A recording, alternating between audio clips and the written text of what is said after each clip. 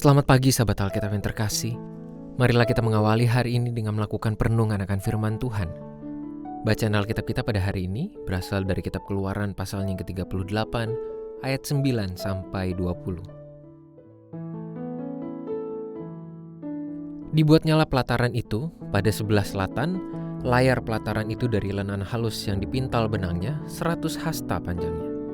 Ke-20 tiang layar itu dengan ke-20 alas tiang itu dari tembaga, tetapi kaitan-kaitan tiang itu dan penyambung-penyambungnya dari perak. Pada sebelah utara 100 hasta, ke-20 tiang layar itu dengan ke-20 alas tiang itu dari tembaga, tetapi kaitan-kaitan tiang itu dan penyambung-penyambungnya dari perak.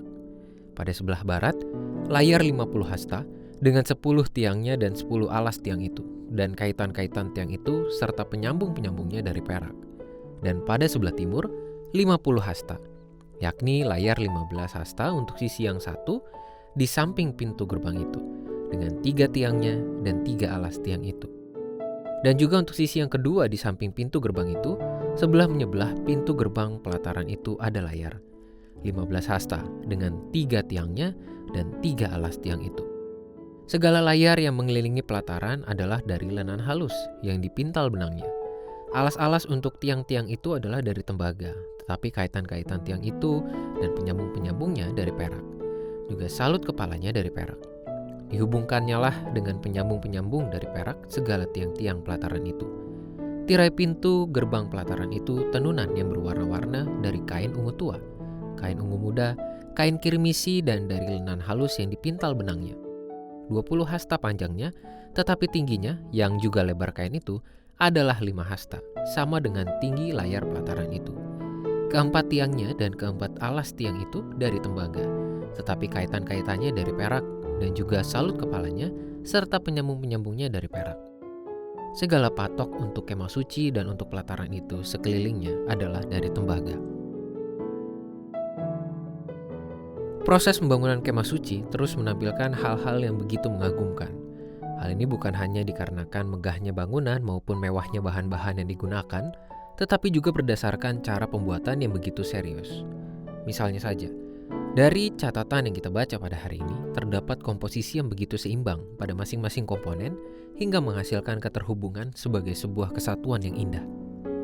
Bagi setiap orang yang bekerja atau bersentuhan langsung dengan dunia arsitektur maupun teknik sipil, tentu sudah tidak lagi asing dengan idealnya komposisi pada tiap bahan yang digunakan untuk setiap rancangan bangunan.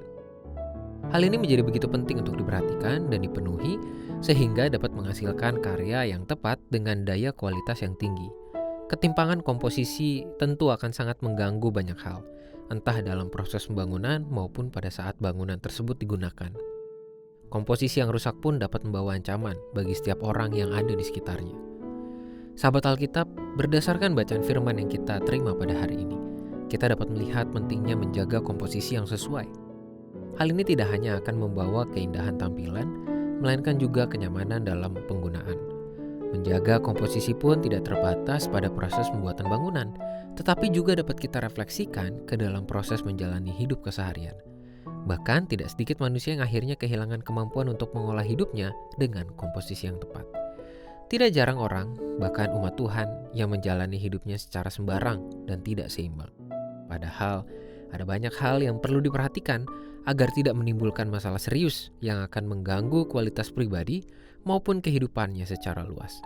Misalnya, seorang ayah atau ibu yang terlalu asik bekerja hingga justru tidak lagi memberikan waktu yang cukup bagi proses relasi di dalam keluarga. Atau seorang anak yang sudah terlalu nyaman dengan pergaulan hingga kehilangan kepekaan atas keberadaan orang tua yang membutuhkan perhatiannya.